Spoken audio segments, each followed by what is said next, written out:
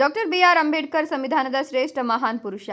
ಹೂವರಸನಹಳ್ಳಿ Rajappa. E5 ನ್ಯೂಸ್ಗೆ ಸ್ವಾಗತ. ದಲಿತ ಸಂಘರ್ಷ ಸಮಿತಿ ವತಿಯಿಂದ ಭಾರತ ರತ್ನ ಸಂವಿಧಾನ ಶಿಲ್ಪಿ, ಮಹಾಮಾನವತಾವಾದಿ, ಮಹಾನಾಯಕ ಡಾಕ್ಟರ್ ಬಿ.ಆರ್. ಅಂಬೇಡ್ಕರ್ ಅವರ 69ನೇ ಮಹಾಪರಿನಿರ್ವಾಣ ದಿನದ ಅಂಗವಾಗಿ ಬಂಗಾರಪೇಟೆ ಪಟ್ಟಣದ ಬಾಬಾ ಸಾಹೇಬರ ಪುತ್ಥಳಿಗೆ ಮಾಲಾರ್ಪಣೆ ಮಾಡಿ ಗೌರವ ನಮನ ಸಲ್ಲಿಸಲಾಯಿತು. ಈ ಸಂದರ್ಭದಲ್ಲಿ ಹಿರಿಯ ಮುಖಂಡರಾದ ಹೂವರಸನಹಳ್ಳಿ ರಾಜಪ್ಪ ಮಾತನಾಡಿ, ಡಾಕ್ಟರ್ ಬಿ.ಆರ್. ಅಂಬೇಡ್ಕರ್ ಅವರು ಸಂವಿಧಾನದ ಶ್ರೇಷ್ಠ ಮಹಾನ್ ಪುರುಷ, ಶೋಷಿತ ಜನಾಂಗಗಳಿಗೆ ಧ್ವನಿ ಕೊಟ್ಟ ಶ್ರೇಷ್ಠ ಮಾನವತಾವಾದಿ. ಬಾಬಾ ಸಾಹೇಬರು ಕೊಟ್ಟ ಸಂವಿಧಾನದಿಂದ ನಾವೆಲ್ಲ ಇಂದು ಸಮಾಜದಲ್ಲಿ ಧ್ವನಿ ಎತ್ತಲು ಸಾಧ್ಯವಾಗಿದೆ ಎಂದರು.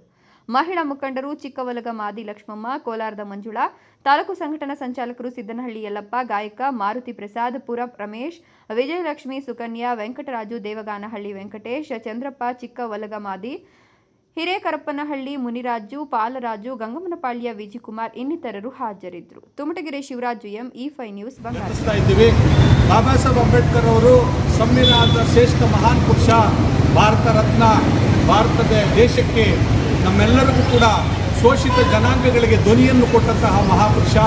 ಇವತ್ತೆಲ್ಲರೂ ಕೂಡ ನಾವು ಬಟ್ಟೆ ಬರೆ ಹಾಕಿ ಸಮಾಜದಲ್ಲಿ ಬಂದು ಸಮಾಜದ ಮುಖವಾಗಿ ನಾವು ಮಾತನಾಡಬೇಕಂದ್ರೆ ಬಾಬಾ ಸಾಹೇಬ್ ಅವರು ಕೊಟ್ಟಿರ್ತಕ್ಕಂಥ ಸಂವಿಧಾನವೇ ನಮಗೆ ಅತಿ ಶ್ರೇಷ್ಠ. ಬಾಬಾ ಸಾಹೇಬರವರ ಎರಡು ಪ್ರಮುಖವಾದ ಅಂಶಗಳನ್ನು ನಾವು ಇವತ್ತು ಗಣನೆಗೆ ತೆಗೆದುಕೊಳ್ಬೇಕಾಗಿದೆ. ಅದು ಹುಟ್ಟು ಮತ್ತು ಸಾವು.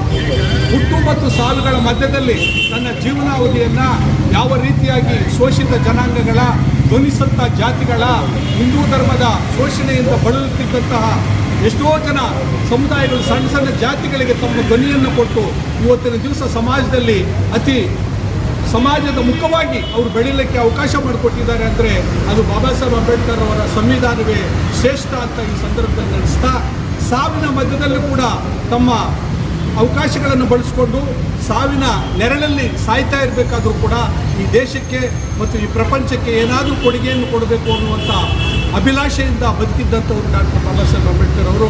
ಅವರು ಸಾಯೋ ದಿವಸ ಕೂಡ ಡಿಸೆಂಬರ್ 6, 1956 ಅವತ್ತಿನ ರಾತ್ರಿ ಕೂಡ ಬುದ್ಧ ಮತ್ತು ಧಮ್ಮ ಅನ್ನುವಂಥ ಪುಸ್ತಕವನ್ನು ಪಕ್ಕದಲ್ಲಿಟ್ಕೊಂಡು ನೇಪಾಳ ದೇಶಕ್ಕೆ ಮತ್ತು ಬೇರೆ ಜಪಾನ್ ದೇಶಕ್ಕೆ ಒಂದು ಸಂವಿಧಾನವನ್ನು ಬರೀಬೇಕು ಅಂತ ಆ ದೇಶದ ದೊರೆ ಹೇಳಿರುವಾಗ ಅದನ್ನು ಬರೀಬೇಕು ಅಂತ ತನ್ನ ಶಿಷ್ಯರಾದ ಶಾಸ್ತ್ರಿಯನ್ನು ಕರೆದು ಮತ್ತು ಆತನ ಅಟೆಂಡರ್ ಆಗಿರ್ತಕ್ಕಂಥ ರತ್ನ ಅವರನ್ನು ಕರೆದು ಆ ಪುಸ್ತಕಗಳನ್ನು ಕಬೋರ್ಡಿಂದ ತೆಗೆದು ತನ್ನ ತಲೆ ಕೆಳಗಡೆ ಇಟ್ಕೊಂಡು ಎಷ್ಟು ಸಮಯದಲ್ಲಿ ಓದಿದ್ರು, ಎಷ್ಟೊತ್ತಿಗೆ ಓದಿದ್ರು, ಎಷ್ಟೊತ್ತಿಗೆ ಸತ್ರು ಅಂತ ಕೂಡ ಗೊತ್ತಿಲ್ಲ. ಅದನ್ನು ಕೂಡ ನಾವು ಇವತ್ತು ದಿವಸ ತಮ್ಮ ಬರಹಗಳು ಮತ್ತು ಭಾಷಣಗಳಲ್ಲಿ ಓದ್ಕೊಳ್ಳೋದಕ್ಕೆ ಸಾಧ್ಯ ಆಗಿದೆ. ನಮ್ಗೆ ಯಾರಿಗೂ ಗೊತ್ತಿಲ್ಲ ಬಾಬಾ ಸಾಹೇಬ್ ಅಂಬೇಡ್ಕರ್ ಅವರು ಒಂದೊಂದು ಪಾಯಿಂಟ್ ಕೂಡ ತಮ್ಮ ಪುಸ್ತಕಗಳು, ಬರಹಗಳು ಮತ್ತು ಭಾಷಣಗಳಲ್ಲಿ ಬಂದಿದ್ದಾರೆ.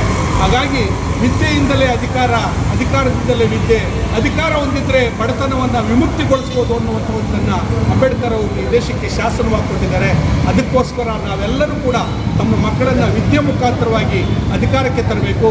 ಅಧಿಕಾರದ ಮುಖಾಂತರ ಸಮಾಜದ ಶೋಷಣೆಯಿಂದ ತೊಲಗಿಸಬೇಕು.